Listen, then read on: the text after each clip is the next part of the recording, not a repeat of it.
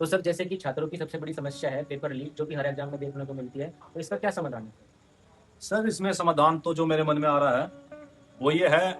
हमने देखा है जैसे कि कोई भी एग्जाम होता है उसमें अलग अलग सेट बनाए जाते हैं। जी। पहले तो लगभग 4 सेट बनते थे ABCD करके।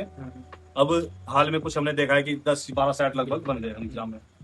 तो जैसे ही सेट बनते हैं इनमें क्या होता है कि वही 100 क्वेश्चन रिपीट होते हैं, बस उनके क्रम चेंज हो जाते हैं। अब मुझे तो ऐसा लगता नहीं, जैसे आपने भी एग्जाम दिया है मैंने भी एग्जाम दिया है, क्लासरूम में बैठ के हमारे पास इतना टाइम है कि हम साथ वाले बंदे को नहीं, बता इतना पाए। टाइम नहीं हो पाता है। और हम उसे बताए भी क्यों? कंपटीशन है वो तो, बिल्कुल। हम किसी को क्यों बताएंगे? तो जो जड़ है वो वहां नहीं है जहां हम देख रहे हैं। नकल अंदर नहीं हो रही, नकल हो रही है बाहर। बाहर। जैसा कि सुनने में आता है कि एग्जाम से कुछ घंटे पहले जो नकल कराने वाले होते हैं वे छात्रों को पेपर दे देते हैं। पेपर बांट देते हैं। उनके पास वही 100 क्वेश्चन होते हैं, भले ही उनका क्रम आगे पीछे हो, उन 100 क्वेश्चन को आराम से याद कर लेंगे। तो मेरा तो मानना यह है कि हम पेपर के सेट बनाए, लगभग 10 या 15 सेट कम से कम। उन 10 या 15 सेट में अलग अलग क्वेश्चन होने चाहिए। जो नकल करने कराने वाले हैं या करने वाले हैं उनके ये 1000 से 1500 क्वेश्चन 1 या 2 घंटे में याद करना बहुत ज्यादा मुश्किल हो जाएगा। तो इससे नकल रुक सकती है।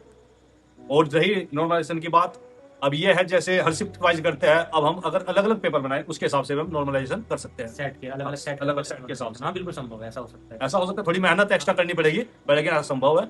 और यही मेरा विचार है, यदि हम अलग अलग सेट बनाए उनमें अलग अलग क्वेश्चन हो तो नकल कुछ हद तक रुक सकती है। बिल्कुल। पेपर लीक में बहुत बड़ी नकेल है। हाँ, क्योंकि अलग अलग सेट बनाते हैं उनमें सेम क्वेश्चन होते हैं, तो मुझे नहीं लगता उससे कोई फायदा होता होगा। नहीं नहीं, इससे कोई फायदा नहीं। तो इस पर ध्यान देना चाहिए, मेरा तो सुझाव यही है। अब आप लोग कमेंट करके बताइए आपका क्या सुझाव है या हमारा सुझाव आपको कैसा लगा। और वीडियो को ज्यादा से ज्यादा शेयर कीजिए ताकि ये हमारा सुझाव है सरकार तक जाए और इस पर अमल किया जाए। धन्यवाद दोस्तों। जय हिंद, जय भारत।